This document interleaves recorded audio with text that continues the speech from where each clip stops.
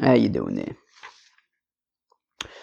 Welcome back to Babylon Talmud. Today we're studying Daf Samach Aleph, Daf 61 of Masechta BavaMetzia. Friends.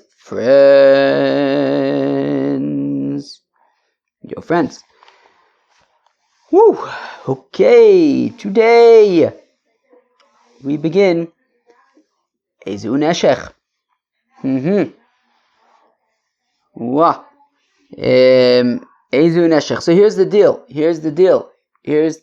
Wow. Oh, I should have the art. Oh, I should have brought the art scroll here to yeah, whatever. I don't need it. Anyways, Ezu Neshech. So when I had learned it the other day, the first time around, I didn't think it was that. I mean, it was hard, but I didn't think it was like ridiculously hard. But then I reviewed it, of course, this morning, and it took a really, really long time to review. So usually that's an indication of a big old daf. Yeah. Ezu Neshech. Interest. Oh my goodness gracious. I probably could do a whole introduction. Maybe even I should do a whole introduction. But I'm not the world's expert on this stuff anyways, by any means. But maybe I'll say like kind of what I think I know. How about that? Interest. So my understanding is that be'etzem, okay, so there's like a whole bunch of interest. By the way, if anybody has an art scroll, I recommend before at the beginning of the chapter Ezu Neshech, there's like a pretty short introduction, 1-page introduction. It's helpful because also he breaks down like the different kinds of like ribis kind of things. So there's ribis, which is basically like an umbrella term for all forms of interest. Now, there's something called ribis ktsutza, which I think is be'etzem de oraisa ribis, which is like a standard ribis, which is, I lend you $100 and say in return you have to give me back $120. Classic ribis, interest, right? And Rashi, the first Rashi in the Perek, which really is quoting the Gemara, a Gemara that we're going to see in later on Samach Aleph, on Samach Beis. We're not even up to Samach Aleph yet, but I wonder how long it's going to take us even to get there. But anyways, if you could just look at the first Rashi of Ezu Neshech. So Ezu Neshech Shayanoshech Deshakal Mine Maidelo Yoivle. I think that's a very good way to explain interest, which is, if Shimon lends $100 to Ruvain and says, Ruvain, now when you pay me back, I want you to pay me back 120. Shimon is taking something that he didn't give him, right? Shimon gave Ruvain 100, but he's asking in return 120. He didn't give him 120, he gave him 100, so he's taking from him that which he didn't give to him. So that's be'etzem ribis ktsutza, just a fixed, just classic textbook interest. Shimon gives Ruvain 100 and asks for 120 in return. Okay, then there's all sorts of other kinds of ribis, which is dirabanan. So for example, what's an example of a dirabanan ribis? An example of a dirabanan ribis is what's this called? Psika ala Paris or something like that. Basically, forwarding money, paying for money in advance for merchandise. Well, I think I might have to ask them to keep quiet, even though I have my noise canceling headphones. Okay, I just asked the people to keep it down. Hopefully they will. Al Koponim. So basically, it sounds like my understanding. So basically, kind of deoraisa textbook ribis. Wait, I literally just asked them to keep it down. All right, I just asked again. We'll see what happens. Anyways, what were we talking about? Right. So be'etzem, I think that ribis midoraisa is be'etzem. It applies to a loan. It applies to be'etzem a loan. Right. Classic textbook ribis would be by a loan. Right. So you have a loaner and you have a borrower, and the loaner is lending $100 and asking for 120 in return. That's classic textbook ribis. But then there's other kinds of ribis. So for example, if you have somebody who's buying a barrel of wine, right, and he pays in advance for a barrel of wine, right? So Shimon is a winemonger, and Ruvain gives Shimon $100, and he said, right, and then Shimon says, okay, great, I will get you some wine. I have a shipment of wine coming in a month from now. I will give you a barrel of wine. Wine at the time was costing $100. So Reuven gives Shimon $100, and in a month from now, Shimon is going to give Reuven his barrel of wine. The thing is, comes a month from now, the price of wine went up. It's now $200 a barrel. So now what happens is, when Shimon gives Reuven the wine, so now we have this scenario of Reuven getting what he didn't give. Reuven gave Shimon $100, but he's getting back $200 in value. So that's Ribbis D'Rabbanan. It's not a loan, right? It's not like a classic kind of, Shimon lends Reuven $100 and asks for $120 in return. No, this was kind of more of a business thing, right? That Reuven advanced Shimon $100 for wine. And the thing is that when the wine comes in, it's gone up to now $200. Which means that Reuven paid $100, but he's getting back $200. So that's also a kind of ribbis, and that's the ribbis D'Rabbanan. Now, there is an interesting exception to that, though, which is important, which is something that's called Shara Yotze, if I'm not mistaken. And what that means that, if when Reuven gave Shimon the $100 for the barrel of wine, that was the market rate for wine at that time, which means that, yes, I know that Shimon kind of had his shipment coming in a month from now, and he was going to be getting his wine in a month from now. But wine at the time was $100 a barrel, and Shimon could have gone to one of the local places and bought a barrel of wine for $100, and then he would have had it. And he wouldn't have had to wait, for that month, and then by the time that month later comes, it's the price has gone up. If Shimon could have at that time purchased that barrel of wine for $100, well then ribbis doesn't apply there either. Okay, and that's kind of what we're going to be talking about in our Mishnah right now. There are other things that have come up before that we've already seen, things like sa'a b'sa'a. Right, that if I can't loan you like a saw of wheat, and you're going to pay me back a saw of wheat because the price might fluctuate. I might be getting back more than I gave. There's also the question of we saw with Rav and Repria's daughter with the situation of Yeshlo, if you borrow a saw of wheat, but you already have a saw of wheat, but maybe the door, you didn't have the keys to the granary, whatever. There's all sorts of different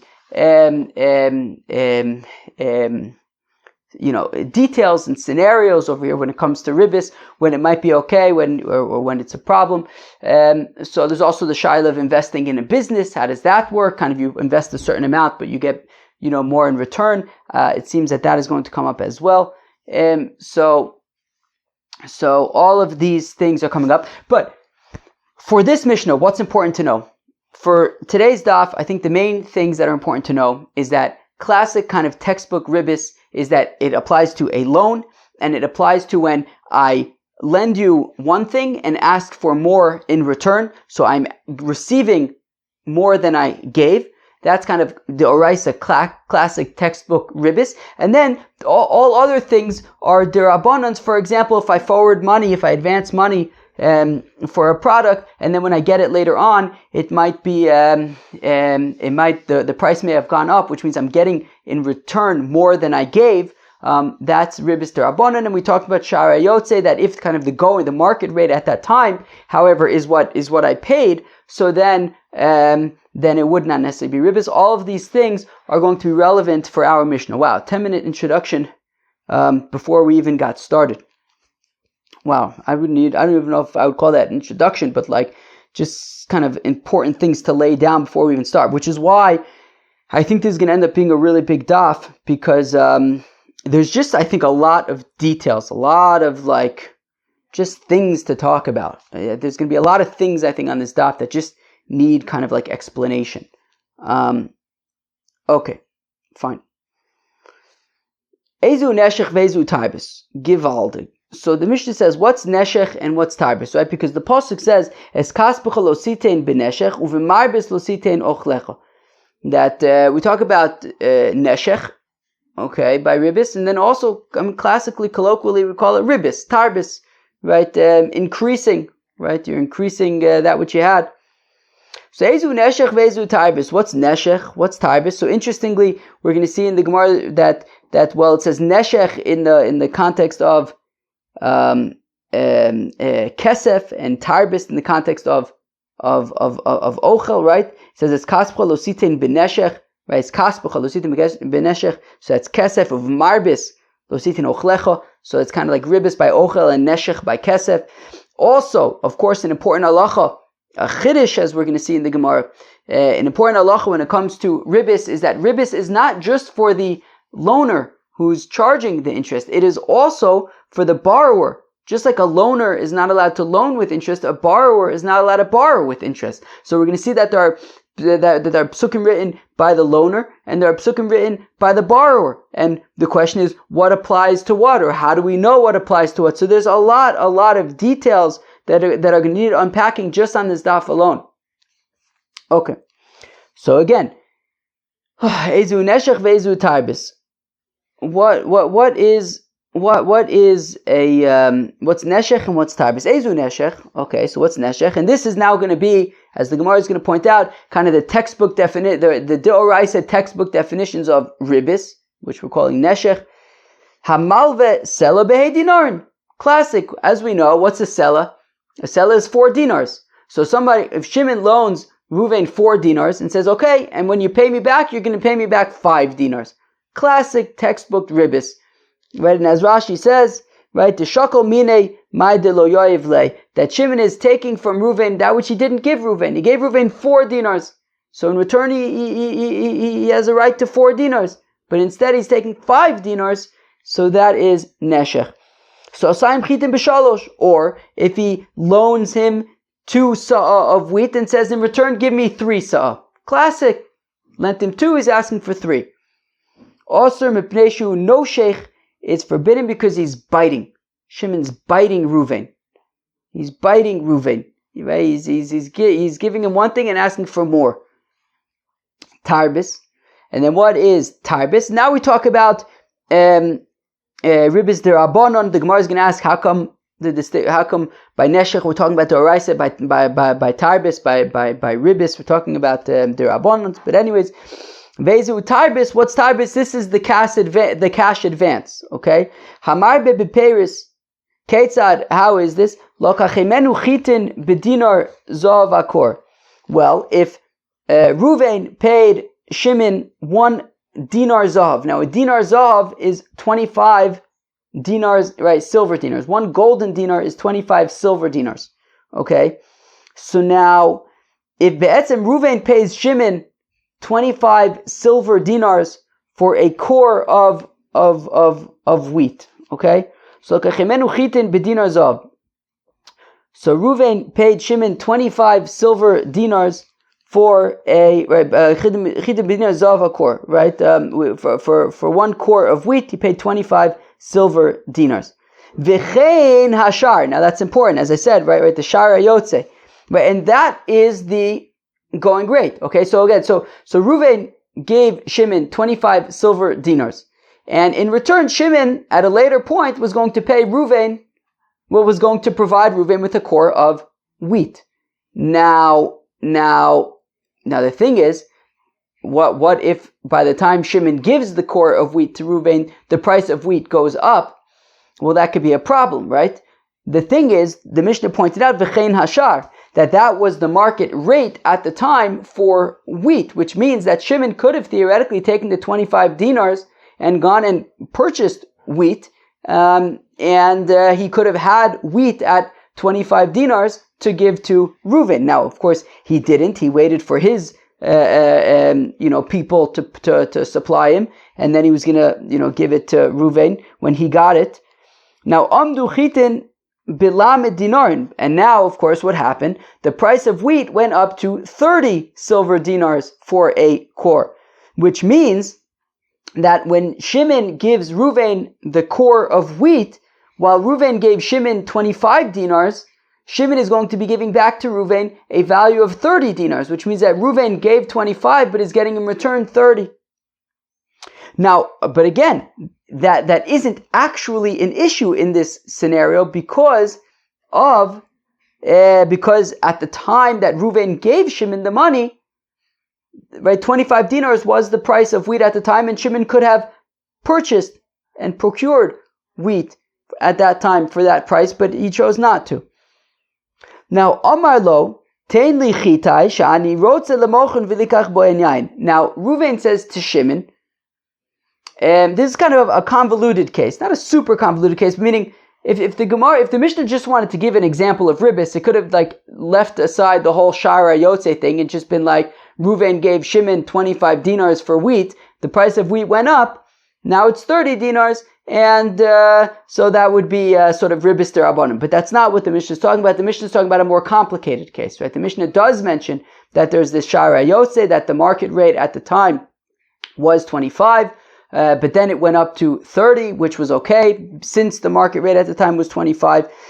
So far, there's no foul play over here. So far, everything's fine, right? Shimon can give Reuven the wheat that is now 30 silver dinars for a core, and that would be completely fine.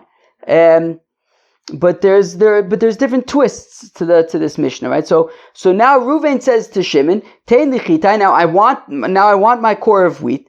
She'ani rotze lemochen, because I want to then sell this core of wheat for 30 silver dinars. V'likach bo en yain, and I'm going to want to take 30 silver dinars worth and to buy wine with it. Omar lo, at which point Shimon then says to Reuven, how about this? Look, I owe you 30 silver dinars worth of wheat, right? Meaning I owe you a core of wheat. The core of wheat right now is worth 30 silver dinars. Shimon says, look, I owe you a value of 30 silver dinars for the wheat that I owe you. So Shimon says, how about this? I'll provide you with that wine. Instead of me giving you the core of wheat and then you're going to sell it and take that value and buy wine, how about this? I'll provide you with the wine. Okay, that's fine. But v'yayin ein lo. But he doesn't actually have wine at that time. And because he doesn't have wine at that time, so he can't provide it, which means he's going to have to get it later, and the price of wine might go up, so that's going to be ribbis. It's kind of like a convoluted, not convoluted, but like, we could have, as I said a minute ago, we could have given a much easier case, which is basically Reuven gives Shimon 25 silver dinars for a core of wheat. Shimon's going to pay him back in a month from now. The value of wheat goes up. Now Reuven's going to be getting more value than he gave. The Mishnah kind of gives a more complicated case, which is, but the value at the time, the market rate at the time that Reuven gave the 25 dinars to Shimon was in fact 25 silver dinars for a core of wheat. So there was actually no problem there. The price of wheat then did in fact go up to 30 silver dinars for a core, but again, that was no problem since the going rate was 25 silver dinars at the time. Reuven then wanted to get his wheat back. Shimon says, okay, fine, I owe you wheat. The wheat is valued at 30 silver dinars a core. But how about this? You want that wheat so you could sell it and buy wine. How about this? I'll just provide you with that wine. The thing is that Shimon doesn't actually have this wine right now, which means he's going to have to get it at a later point, which means that we have the issue of, well, when Shimon gets that wine, it might be more than 25 silver, 30 silver dinars for a barrel of wine at that time, in which case, again, you have to be concerned that Reuven is essentially paying 30 silver dinars and getting back more value than that, and that would be ribbis derabanan. In terms of what if the going rate for wine at that time was 30 silver dinars for a barrel, the Gemara is going to talk about that on tomorrow's daf, I believe, although possibly the next days. Wow, 20 minutes for the first Mishnah. We still have plenty to do on Samach Amud Beis before we even get to Samach Aleph. So, yeah, this is not going to be a quickie. This is not going to be a quickie.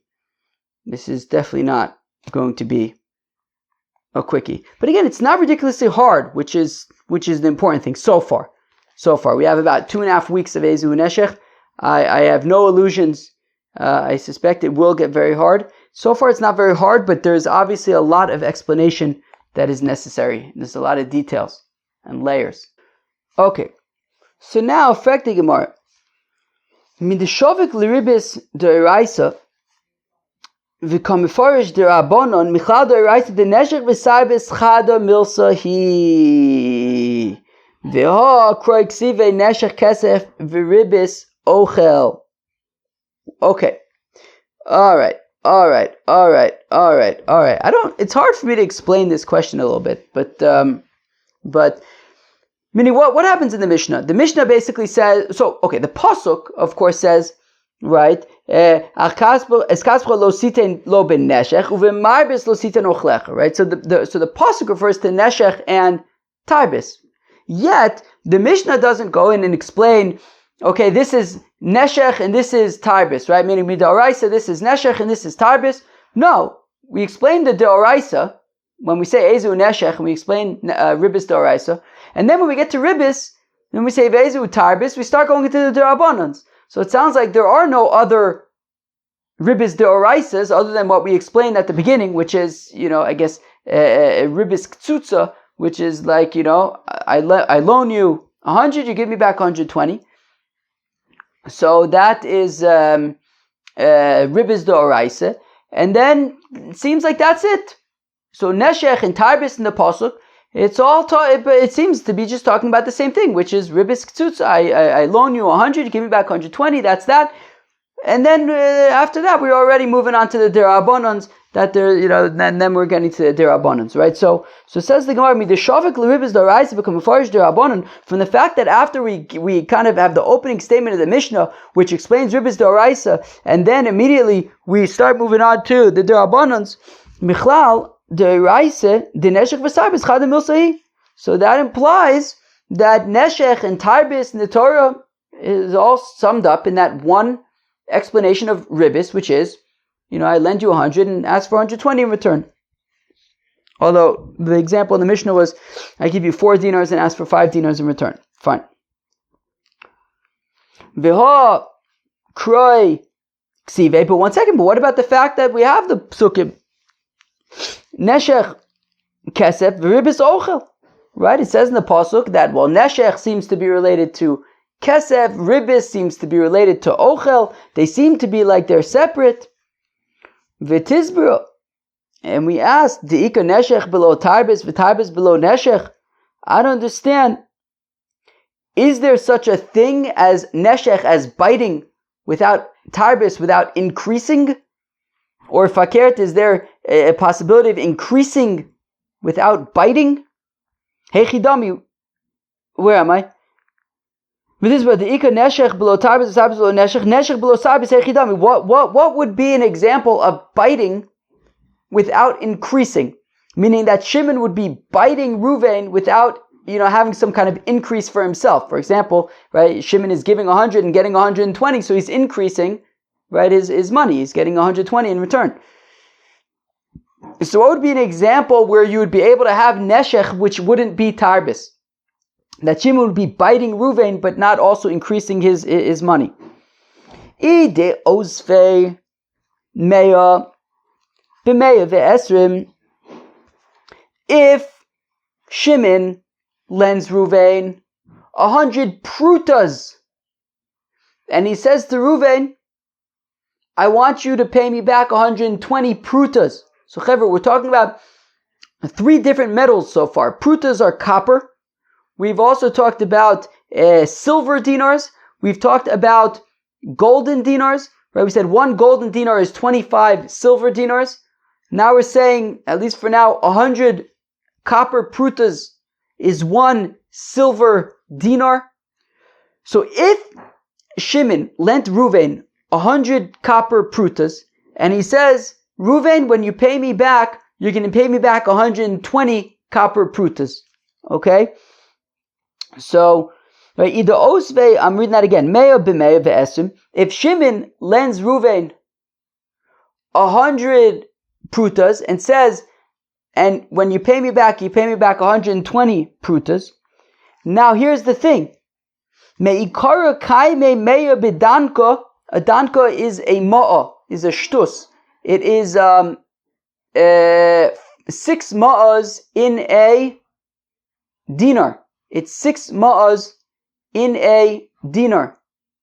It is 6 ma'as in a dinar. Oh, I made a mistake. I said that it was 100 prutas in a dinar. No, it's 100 prutas in a ma'a, and it's 6 ma'a is in a dinar, as we learned the other day, right? It was 2 isers in a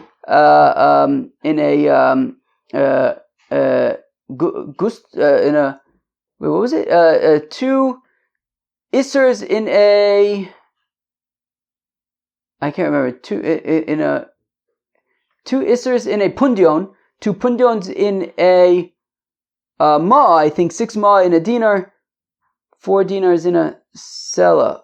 Was that it? No, 2 dinars in a shekel, 2 shekels in a sela. So 4 dinars in a sela. Anyways, so 6 ma'as in a dinar, and we're saying it's 100 prutas in a ma'a, right? A ma'a is a danka, which is a sixth of a dinar. Okay, so Shimon lends Ruvain 100 prutas, and he says, you're going to pay me back 120 prutas. Now, at the time that Shimon lent the money to Ruvain, 100 prutas was 1 ma'a. 100 prutas was 1 ma'a. Right, so either Osve Meya b'Meya ve'esum. So again, Shimon lends Ruvain 100 prutas and says, I want you to pay me back 120 prutas. Meikara kaime Meya bidanka. So initially, at the time of the loan, 100 prutas was 1 ma'a. Ulvasof, but at the time of the repayment of the loan, kaime me'e ve'esrim bidanka. 1 ma'a was 120 prutas. So the pruta got weaker. Whereas at the time of the loan, 100 prutas was 1 ma'a. Now it's 120 prutas to a ma'a. So neshech ika dika nochis lei dika shakel mine midi de lo yoiv. So we want to make the argument. It's kind of a somewhat funny argument to make, and we're going to end up kind of not sticking with it. But we want to say, essentially, if you look at it from the perspective of the prutas, so it's neshech. Shimon's biting Ruvain. He's saying, I'm lending you 100 prutas, and you're going to give me back 120 prutas. Right? What did we just say? We said, Dikashakel mine midi de lo yoiv. Shimon is taking in return from Ruvain that which he didn't give him. He gave Ruvain 100, but he's taking back 120. So from that perspective, there's neshech. He's biting Ruvain, but vitar bis leka. But he's not increasing anything from the perspective of the ma'a. From the perspective of the ma'a, he's not increasing his wealth at all, because initially Shimon lent Ruvain the equivalent of a ma'a, which was at the time 100 prutas, and then he's getting paid back the equivalent of a ma'a, which at the time was 120 prutas. And so from the perspective of the prutas, there's neshech. Shimon is biting Ruvain. He lent him 100, but he's getting back 120. From the perspective of the ma'a, he's not increasing anything at all. He lent a ma'a, and he's getting back a ma'a. Now the relative value of a ma'a to a pruta changed during that time, but from the perspective of the ma'a, he gave a ma'a, he's getting back a ma'a. So in that case, there's no tarbis. So we want to say maybe that's an example where there's neshech but no tarbis. Or tarbis leka deleis le ravcha, that there's no profit increase. Didanka osve v'danka koshakel mine. That from that perspective, Shimon lent Ruvain a ma'a and is getting back a ma'a in return. But says the Gemara, sof, look, this is like a Frankenstein over here. Look, if we're looking at it from the perspective, this is how I kind of understand it. Meaning it says based on the beginning or based on the end, but I think the way I understand is basically from the perspective of the pruta, or from the perspective of the ma'a. Right? I mean, look, if we look at it entirely from the perspective of the prutas, well then it's neshech and it's tarbis, right? He's biting Ruvain because he lent him 100 and he's getting back 120, and it's also tarbis because he's getting 120, whereas all he did was lend 100, right? So Yibasu Meikara Azlas, if you go based on initially, I guess the 100 prutas that were loaned, Hare Neshech B'Hare Tarbis. There's biting and there's increasing.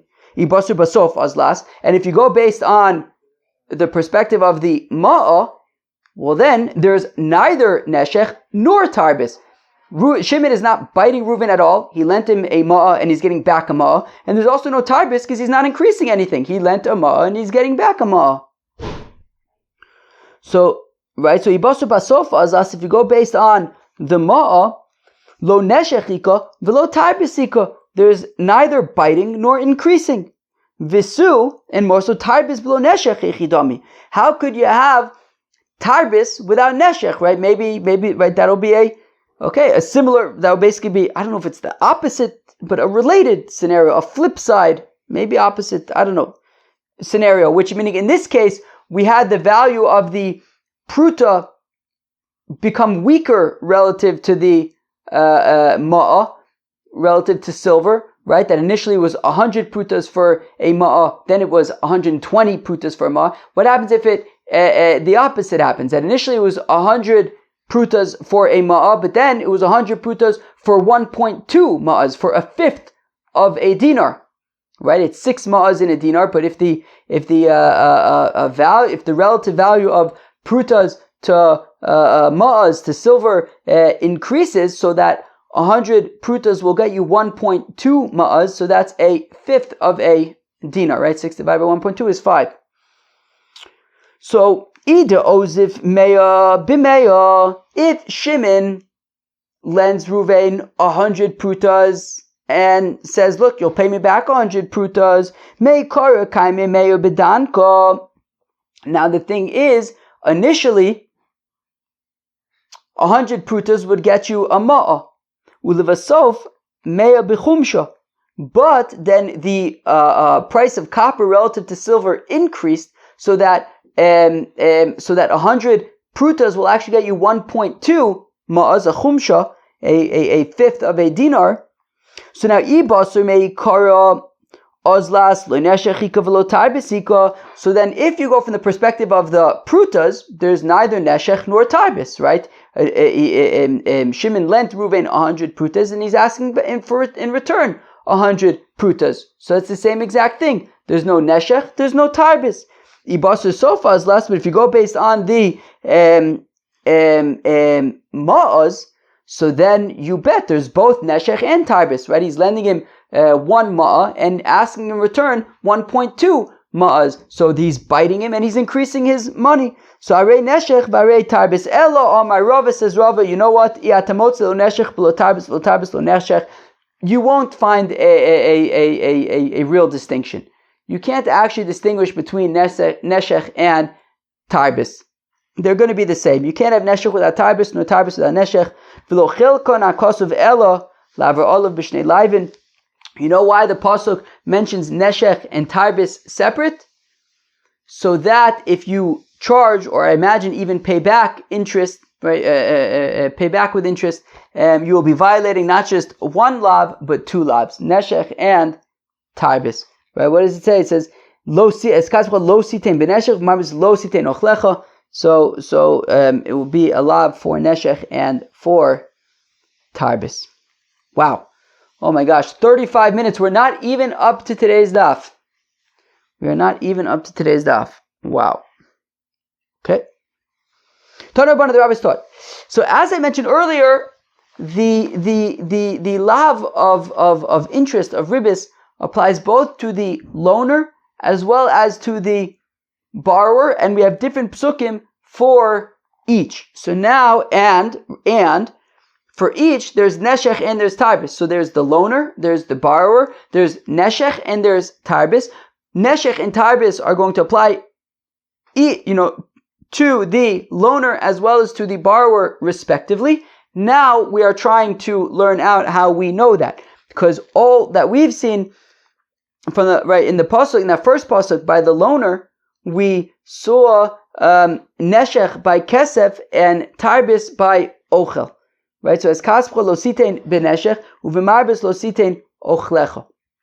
So now how do we know that neshech applies also to ochel and tarbis, ribis applies also to kesef? How do we know that both of these things apply both to the loaner as well as to the borrower? So here we go. So the pasuk about the loaner says, don't loan your money with interest, with neshech. And don't, sell your food, give your food with ribis. So neshech bekesef, v'ribis ba'ochel. And so all I know is that neshech applies to kesef and that ribis applies to ochel. Neshech be'ochel minayin. How do I know that neshech would also apply to ochel? Where am I? Tamalomer neshech ochel. So in the next pasuk, which is the pasuk by the borrower, what does it say? Lo sashich la'achicha. Do not neshech your friend. Neshech kesef. Neshech ochel. Neshech kol davar asher yishach. So we see neshech ochel. So in the pasuk by the borrower, it says neshech ochel. So we see neshech in the context of ochel. Okay. Ribis bekesef minayin. How do we know ribis by kesef? Right? Because we said, right, uvemarbis lo sitin ochlechos. How do we know ribis even by kesef? So now here's the thing. We've already now moved into the pasuk by the borrower. So now we're in the context of the pasuk by the borrower. Okay. So how do you know that there's ribis also by kesef? Tamalomar, therefore the pasuk says, lo Tamalomar neshech kesef. Therefore it says neshech kesef. Imenu inyan le neshech kesef. Shari kvar nemer lo sashich leachicha. Taneu inyan le ribis kesef. So say it's talking about ribis kesef. Chaver, what does that mean? So the way Rashi explains, what it means is, let's have a look at this pasuk by ribis by the borrower. The pasuk by ribis by the borrower says, Lo sashich leachicha. Do not neshech your brother. And then it says, neshech kesef, neshech ochel, neshech kol davar asher yishach. Any kinds of neshech. So from the fact that the pasuk says, Lo sashich leachicha, and neshech kol davar asher yishach, from that alone, I know all neshech is not allowed for the borrower. This is the pasuk by the borrower. I know a borrower can't do any kinds of neshech. It says, Lo sashich leachicha, neshech kol davar asher yishach. So if that's the case, why do I need neshech kesef? Why do I need neshech ochel? We already have Lo sashich leachicha, neshech kol davar asher yishach. That obviously includes neshech kesef and neshech ochel. So why does it say neshech kesef and neshech ochel? I don't need it to teach me neshech kesef and neshech ochel. You know what it's teaching me? Something else. It's teaching me ribis kesef and ribis ochel. Okay? So again, so it says, so I'm reading that again. Ribis bekesef minayin. How do I know ribis by kesef? And again, this is by the borrower. Well, Tamuloma neshech kesef. Well, the pasuk says neshech kesef. Imenu into the neshech kesef, and obviously it's not talking about neshech kesef. Sharik v'nemer lo tashich la'achicha. It already says lo tashich la'achicha. And we said kol davar asher yishach. So I already know all sorts of neshech are not allowed for the borrower. So then why does it say neshech kesef? Taneu inyan l'ribis kesef. So say it's talking about ribis kesef, and according to Rashi, if I understood correctly, the same to be said about neshech ochel. To say that it's talking about ribis ochel by a borrower, right? Because by borrower, all it said was neshech kesef and neshech ochel. So how do I know ribis kesef and ribis ochel? Well, because I don't need it to say neshech kesef and neshech ochel at all, because it already said lo tashich leachicha kol davar asher yishach. So why does it say neshech kesef and neshech ochel? To teach me ribis kesef and ribis ochel. So by a borrower, there is neshech and ribis by ochel and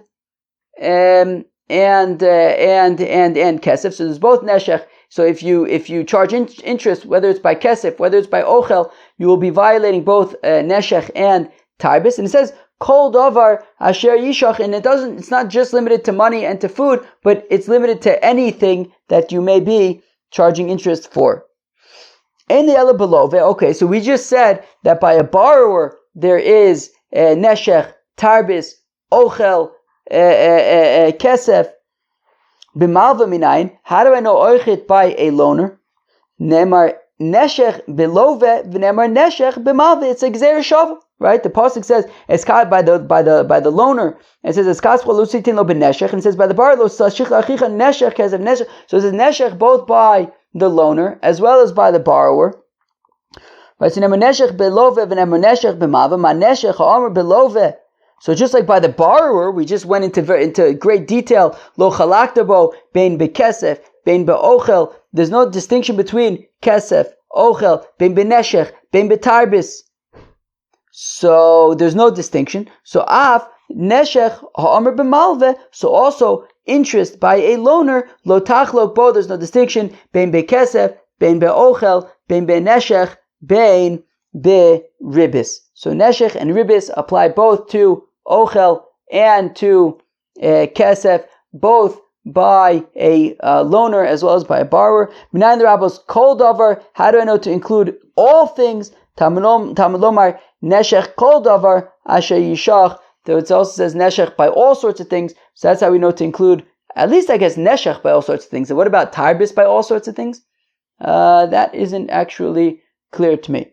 But at least neshech would apply to all the things. Okay, fine.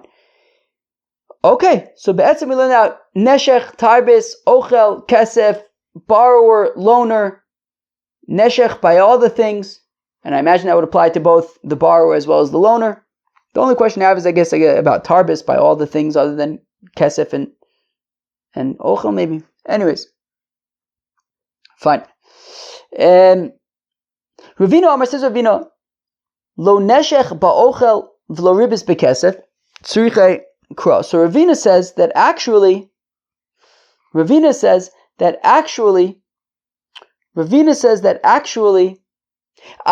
learn out neshech to learn out for a loaner, neshech for ochel and ribis for kesef, right? Because by loaner the pasuk says es kaspcha lo siten lo beneshech uv'marbis lo siten ochlecha, right? So neshech was by kesef and ribis was by ochel, and so we learned it out from Gzeira Shava that also neshech applies to ochel and ribis applies to kesef. But says Ravina, lo neshech ba'ochel v'lo ribis ba'kesef tzrichei kra. You actually don't need this Gzeira Shava to learn that out, because we can learn it out from the pasuk itself. The pasuk says es kaspecha lo sitin lo beneshech uv'marbis lo sitin ochlecha. Neshech and marbis are juxtaposed in the pasuk. Right? Neshech and marbis are right next to each other. So you can kind of learn it both ways. Right? So neshech and marbis applies to kesef, and also you can read it that neshech and ribis apply also to ochel. So neshech and ribis apply both to kesef based on the first reading of the pasuk, and as well to ochel based on if you read it connected to the second part of the pasuk. So again, so Ravina says, Ravina, lo neshech ba'ochel v'lo ribis ba'kesef tzrichei kra. You don't need this Gzeira Shava to teach me neshech by ochel and ribis by kesef. The cause of es kas b'cholo sitin lo b'neshech. If the pasuk would have said that there's neshech by kesef, and then it said ve'ochlecha lo sitin b'marbis, and then it said and your food don't have ribis, and neshech and ribis are not next to each other, and they're separated in the pasuk. So kidika amart, then I wouldn't know neshech by ochel and tarbis by kesef. However, hasha dichsid, but now that the pasuk actually does juxtapose neshech and ribis, hasha dichsid, now that it says es kaspecha lo sitin lo beneshech uvemarbis lo sitin ochlecha, Kri hachi, read it in the following way: Es kaspecha lo sitin lo beneshech uvemarbis, that your kesef should not be with neshech and marbis and ribis, and also you can read it uveneshech uvemarbis lo sitin ochlecha, and that ochel also shouldn't have neshech and marbis. So we see that neshech and marbis apply both to ochel as well as to kesef. V'atana nemar ka'amar. But Ravina, how could Ravina argue with a Tana? The Tana says that we learn it out from Gzeira Shava. How could Ravina say, no, we don't need the Gzeira Shava? This is what Ravina is saying. Ilu lo nemar kra. Even if I would not have had the psukim juxtaposed, the neshech and the tarbis juxtaposed in the psukim, still I would know neshech by ochel and ribis by kesef, because Aisi Omer, I would say Gzeira Shava, and I would learn out the Gzeira Shava. But achshav shenem akra Gzeira Shava lo tzarich. So now that I have the psukim, the juxtaposition of neshech and tarbis, I don't need the Gzeira Shava. El Gzeira Shava lamali. Then why does the Gzeira Shava exist if it's extra, if it's not needed? The neshech kol davar asher yishach lo kosov be malve. Because of neshech kol davar asher yishach, right? By the borrower, it says that interest doesn't just apply to ochel and to kesef, but anything that could be interested would apply to the borrower. How do we know that it would apply to the loaner as well? That is where the Gzeira Shava comes in handy. But it is not necessary to teach neshech for ochel and ribis for kesef. That we can learn out from the juxtaposition. Omar Ravit, says Ravit, Lomali de kosav achmona lav beribis, lav begezel, lav beono. Says Ravit, why do I need? Why does the Torah need to write prohibitions by ribis and by gezel and by ono? Can't the Torah just write less things and we'll just no? Look, what's the kind of common thread over here? You can't charge interest. You can't steal. You can't overcharge. What's the common thread? You're taking something that doesn't belong to you, right? Interest, right? As we said, Shimon's asking in return that which he didn't give. Theft is obviously you're taking something that doesn't belong to. Overcharging, you're taking advantage of somebody's lack of knowledge of a fair price. You're taking something advantage, you're taking something that doesn't belong to you. So why do I need so many different halachas in the Torah related to taking something that doesn't belong to you? Can't we have less of them and then just know the others? No, we can't. We need all of them. Well, if we would just have the Torah just says you can't do ribis, you can't do interest. Well, then I wouldn't necessarily. What would I say? Mishum de chidishu. I would say, yeah, okay, but interest is a chiddush. Dafilu belove asra rachmana, because interest doesn't just apply to the loaner; it even applies to the borrower. So, for example, when it comes to ona or something, right? Right? There's no prohibition against a person overpaying for something. There's a prohibition against overcharging. There isn't a prohibition against overpaying. Yet over here, by interest, there is a prohibition for the loaner to charge interest, but there is also a prohibition for the borrower to pay interest. Right, so that's a chiddush by interest, and therefore we wouldn't be able to apply it to other scenarios. Because of achmana lav begezel, and if the Torah would have just written a prohibition by theft, or mishum de bal korche, I will say that, okay, well, theft is obviously a problem because, you're stealing from somebody against his will. He doesn't want to be robbed. Aval ona, emalo, but by ona, but by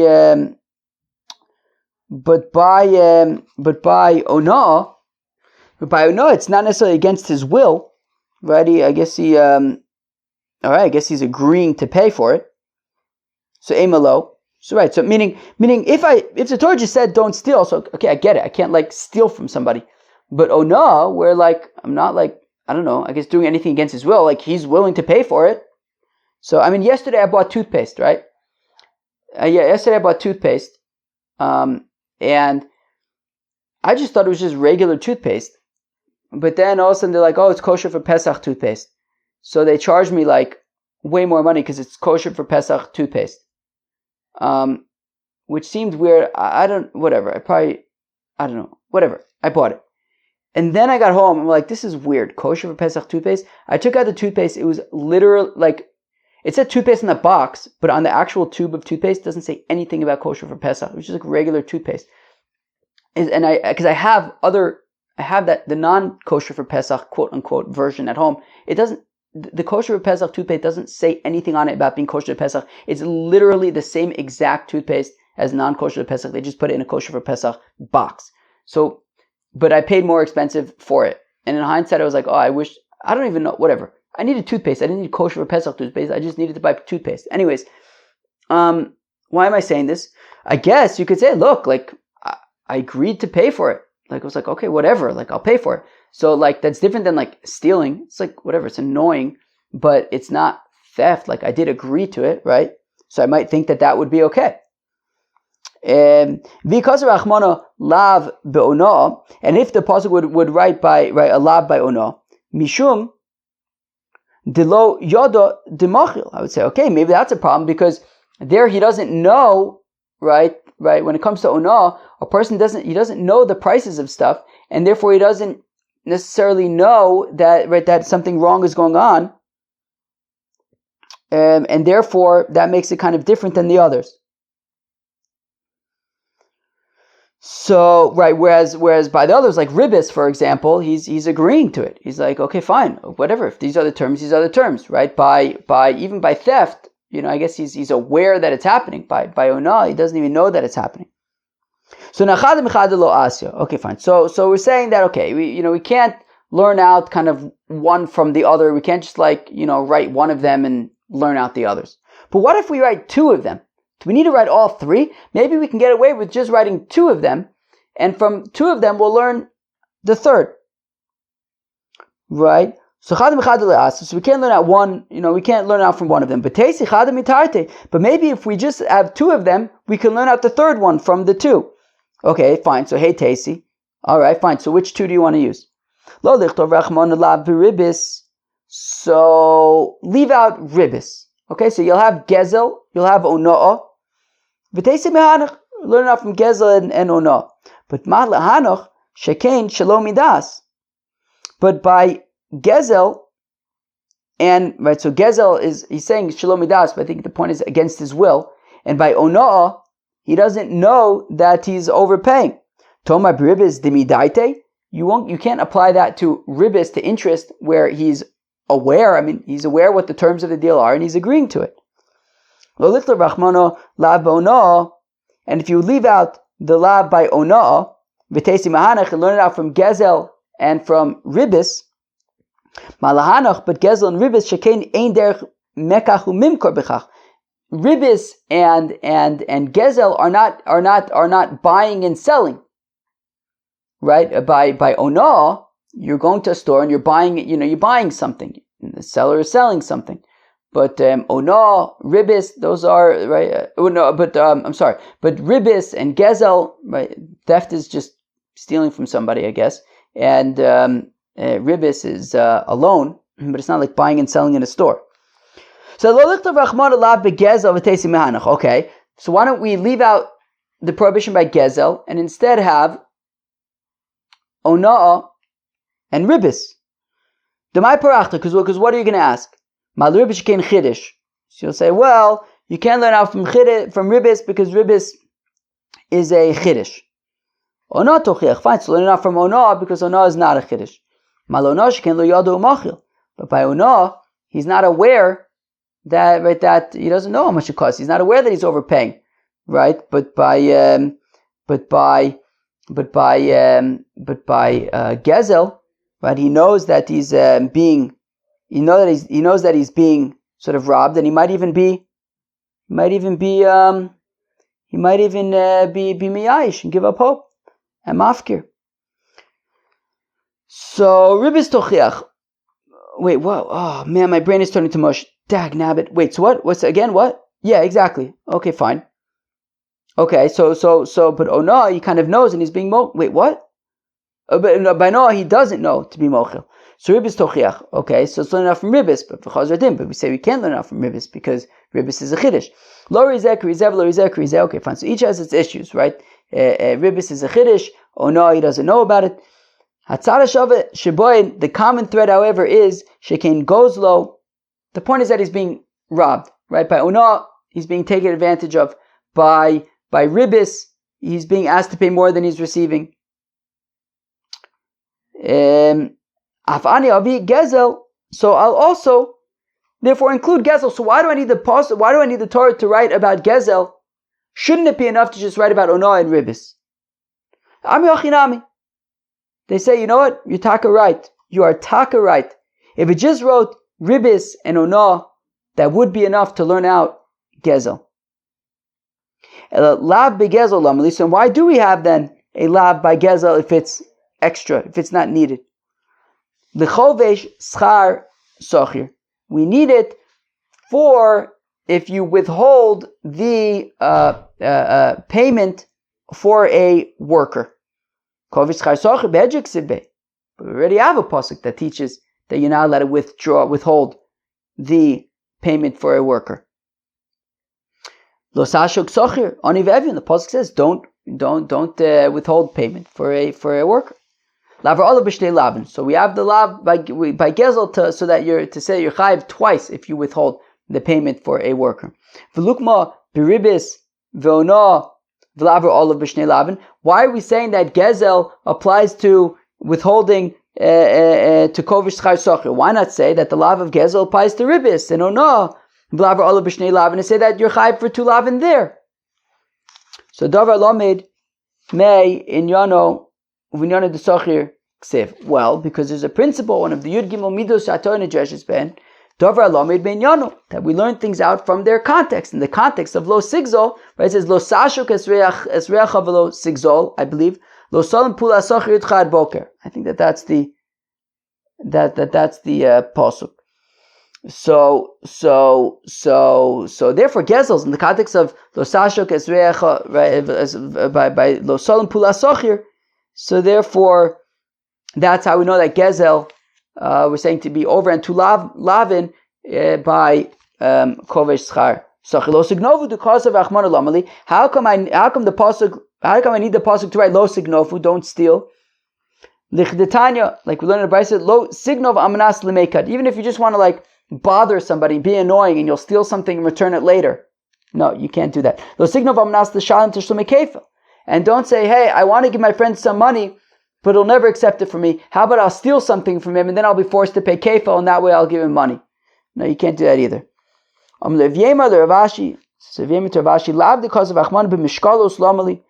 does the pasuk need, why is there a lab by mishkalos, by weights, right? It says in the Torah that you can't kind of be dishonest with your weights, right? If you're going to go to the market and use your weights to figure out, how much you're buying so that you can pay for it, make sure that the weights are fair. So Amalei letomin mishkalosa b'melach, for somebody who puts his weights in salt, and I guess that makes them heavier. Hanugezel, but isn't that theft? So where am I? Gezam al Yehu, that's just theft. Lavar olav mishas asiyah. Well, the chiddush is to say that you are chayiv already from the time that you put the weights in the salt, even if you haven't actually used them, you're already chayiv. Meaning, I think my understanding about this salted weights things, I guess people would go to the market with their own weights, and then if you have like a kilogram weight or something, and you want to buy a kilo of fish, I don't know. This is how I'm imagining it. I don't know. And you want to buy like a kilo of fish, so you take out your kilo weight and you put it on the scale, and you say to the fishmonger, all right, put fish on the scale, and then more, I need more, we need more. Okay, finally that's a kilo, right? And then you're getting a lot more than a kilo for a kilo, so you're not allowed to do that. I guess I would imagine that like the fishmonger would probably have his own weights, or maybe nobody trusts each other. Maybe the buyer doesn't trust the fishmonger there, so maybe he brings his own weights, but then if he brings his own weights, he's got to make sure not to weigh them down, because then he's going to be dishonest. So if you put your weights in salt, so then you can be chayiv already from the time that you put the weights in the salt. Tanu the Rabbi taught, Lo saisu ovel b'mishpat. By the way, the rest of the daf is easy. It's going to take us, 5 more minutes. The rest of the daf is not hard. up until now was just very, very slow. My brain got a tiny bit mush, but I think I managed to be okay, and the rest of the daf is easy. Do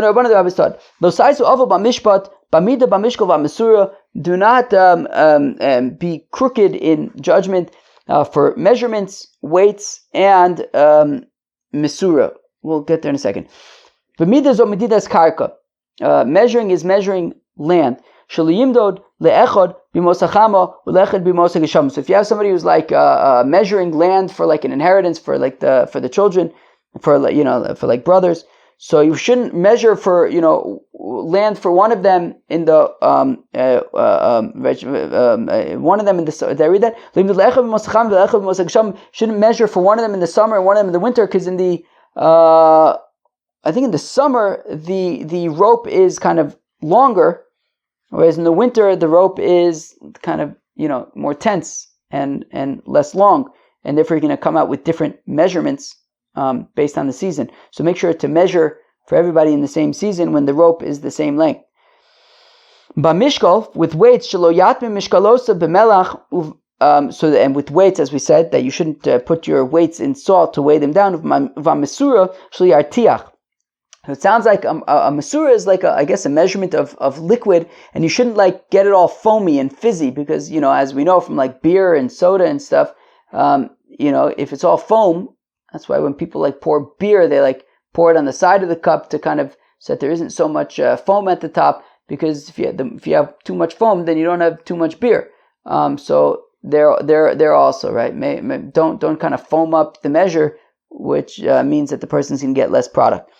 It's a kavachom. Ma mesura shehi ech mishloshim v'sheish belog, a mesura which is 1/36 of a log. Hikbida all of Torah, and the Torah was makpid. Don't cheat anybody out of a mesura, which is a very small amount. Kavachomer lehin v'chatziin v'shlishisayin v'rviyasayin v'log v'chatzi log v'rviyasalog. Certainly, don't mess around with these larger measures where the theft would be more significant. Amar Rava, says Rava, Lomli the cause of Achmani Yitzias Mitzrayim Beribis Yitzias Mitzrayim Gabitzitzis Yitzias Mitzrayim B'Mishkalos. How come the Torah needed to write about Yitzias Mitzrayim? It's Pesach, right? How come the Torah had to write about Yitzias Mitzrayim by ribis and by tzitzis and by weights? Being honest with your weights. Amar Kadosh Baruch Hu, the Eibishter says, Ani hu shevchanti b'Mitzrayim, I am the one who distinguished in Egypt ben tipa shel bechor letipa she'ena shel bechor, that I distinguished between a drop of zera that was a firstborn versus not firstborn, in order to know by makas bechora. Ani hu she'asid, not makas bechoras, ani hu she'asid lipara, I am also the one who is going to pay back mimi shetola ma'osav benachri where I'm also going to penalize somebody who a yid who lends to another yid with interest and says, oh yeah, the money belongs to a nachri, therefore it's allowed. Or somebody who puts his weights into salt to weigh them down, or somebody who instead of tcheles for tzitzis, which is more expensive, he uses a different ink, a different dye, which looks like tcheles, but is a knockoff, isn't actually tcheles. And he claims that it's tcheles. Ravina visited Surah Defaris. Amalei Rav Chanina Mesur Defaris the Ravina. Rav Chanina Mesur Defaris says to Ravina Yitzias Mitzrayim because of Achmana Gabe Shrotzim Lamali. How come the pasuk talks about Yitzias Mitzrayim by shrotzim, by bugs and things? Amalei. So what was it? So where am I? So Ravina Mesur Defaris. Amalei Rav Chanina Mesur Defaris. So I guess Ravina responds to Rav Chanina Mesur Defaris. Amar Kadosh Baruch Hu just says Ani Ushev Chanti. I am the one who distinguished ben tipa shabachor the tipa she'ena shabachor. Ani also lipar mimi shema'ariv kirbei dogim tmein v'kirbei dogim tarim. I'm also going to pay back from somebody who mixes together intestines of impure fish with intestines of pure fish, umochrin Yisrael, and sells them to a yid. Omer lei ana hamayle kochashiv lei. No, my question was about why does it say hamayle, the one who brings up, who elevates, in the context of bugs. Maishna hacha hamayle the cause of achmano. How come over here Davka says Hamaila, right? Eschem, I guess Meretz and Tzayim or something. So the Tana de Rabbi Shmuel, it's like for Tana de Rabbi Shmuel, the Tana de Rabbi Shmuel, Amar Kodesh Baruch Hu, Ilmale Alesi Es Yisrael Mitzrayim Ele B'Shvil Davar Zeh. If I would have brought the Yidden out of Egypt only for this Inyan, She'ein Mitamin B'Shrotzim, that they don't become impure with bugs, Dayai, that would have been enough. Yeah, but is the reward for not eating bugs more than interest, tzitzis, and weights? No, not necessarily, even though its reward is not more, but they're more disgusting, and therefore staying away from them is kind of more elevated and pure than those other mitzvahs. Dafka kind of make sure that people are being pure and clean and neat, relative to people who eat like bugs and stuff. That was, I think, a really long daf. I think probably more than an hour. I don't know. But wow, we began Ezu and Eshech. I mean, we kind of got saved by that Agadata and Samach Amud Beis, which kind of flew. But wow, okay, that's it. We're in it. We started Ezu and Eshech. Good luck to all of us. I hope we're going to do fine. But we learned a lot today. We learned about kind of ribis d'oraisa, ribis ketzutza, that basically it's a loan that Shimon lends Ruvain 100 and asks for 120 in advance, that he's getting in return that which he did not give. We talked about ribis d'rabanan, for example, forwarding money to buy something that you can get in the future, and that the price of that item might go up, in which case you're getting more value than you gave. We talked about Shara Yotze, that's kind of an exception, that if at the time that you gave it, it was the kind of market rate, and therefore at the time that you gave the money, the person you gave it to could have theoretically purchased it at that rate at that time, so then it would not be an issue of ribis. What else did we talk about? We talked about that neshech and tarbis, Yechayev, for ribis for both neshech and tarbis, and that applies both to the loaner as well as to the borrower. And that was some of the big stuff that we learned today. Chevra, I'll catch you later. Hope you enjoy. Peace out.